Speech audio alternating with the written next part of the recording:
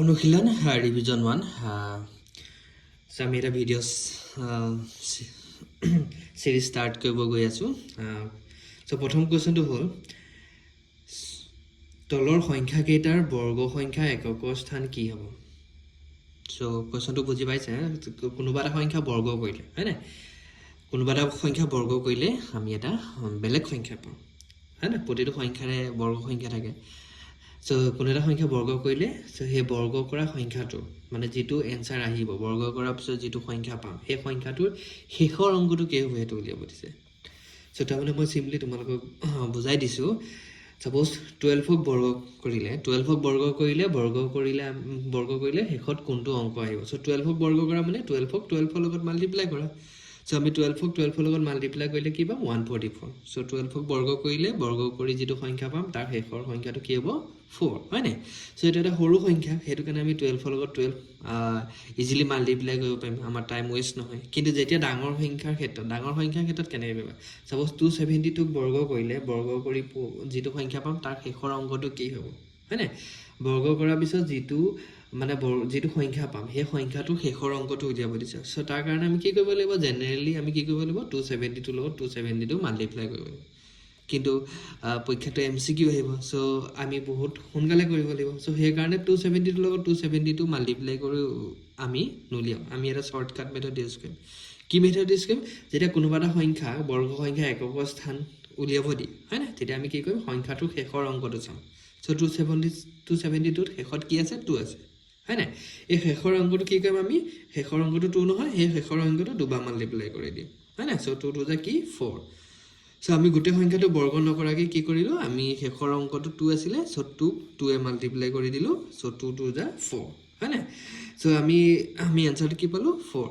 so তাৰ মানে আমি ক'ব পাৰো 272 ক যদি আমি বৰ্গ কৰো শেষত সদায় কি আহিব 4 আহিব হয় না সো এটা এটা শৰ্টকাট মেথড কিবা এটা সংখ্যাক বৰ্গ কৰাৰ পিছত শেষৰ অংকটো যদি উলিয়াব লগিয়া হয় তাৰ কাৰণে সদায় কি কৰিবা সংখ্যাটোৰ শেষৰ অংকটো দুবাৰ মাল্টিপ্লাই কৰিবা সো দুবাৰ মাল্টিপ্লাই কৰিলে যেটো এনসাৰ আহিব সেইটো হ'ব এনসাৰটো হয় না সো 27 ক বৰ্গ কৰিলে শেষৰ অংকটো কি হ'ব 4 হ'ব সো ভেৰি ইজি है ना सो सिमिलारली 2 नंबर क्वेश्चन तो কি হয় 2 নম্বৰ क्वेश्चन তো হ'ল সেকেন্ড क्वेश्चन হ'ল 72 79 আমি 79 ক বৰ্গ কৰিলে শেষত কি আহিব হেতু উলিয়াব লাগে হয় না 79 ক বৰ্গ কৰিলে শেষত কি আহিব হেতু উলিয়াব লাগে সো তাৰ মানে আমি 79 ৰ লগত 79 মাল্টিপ্লাই কৰিব লাগিব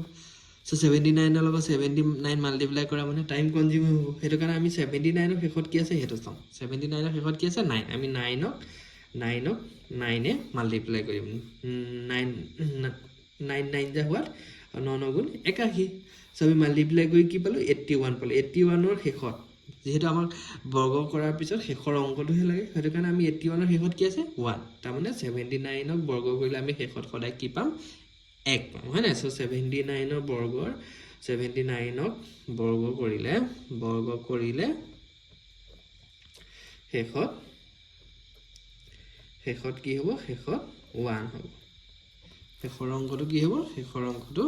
1 আহিব হা সো ভেৰি সিম্পল তাৰ 3 নম্বৰ কোৱেশ্চনটো কি হ'ল 400 সো 400 ক যদি আমি বৰ্গ কৰো 400 ক যদি আমি বৰ্গ কৰো হয় না 400 ক যদি বৰ্গ কৰো 400 ৰ শেষত কি আছে 0 আছে সো আমি 0 ৰ লগত 0 মাল্টিপ্লাই কৰিলে এনসাৰ কি হ'ব 0 হ'ব সো 400 ক বৰ্গ কৰিলে শেষত সদায় কি আহিব 0 আহিব হয় না তাৰপিছত লাষ্টৰ নম্বৰটো কি আছে 2637 সো 4 নম্বৰ কোৱেশ্চনটো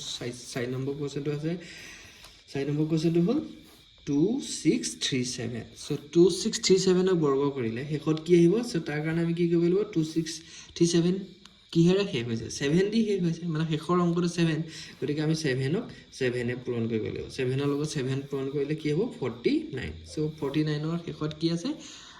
9 আছে গতিকে 2637 ক বৰ্গ কৰিলে আমি শেষত সদায় কি পাম 9 পাম হয়নে সো আমি গম পালো কোনোবা এটা সংখ্যাক যদি বৰ্গ কৰিব দিয়ে বৰ্গ কৰাৰ পিছত কোনোবা এটা সংখ্যা বৰ্গ কৰি বৰ্গৰ শেষৰ সংখ্যাটো উলিয়াবলৈ দিয়ে তেতিয়া কি কৰিবা তেতিয়া সংখ্যাটোৰ শেষৰ অংকটো দুবাৰ মাল্টিপ্লাই কৰি দিবা সো মাল্টিপ্লাই কৰি যেটো এনসাৰ আহিব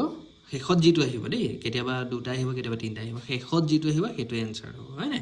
যেনেকৈ এতিয়া এটো চাবচোন 77 ৰ লগত কি হ'ল ইনটু কৰিলো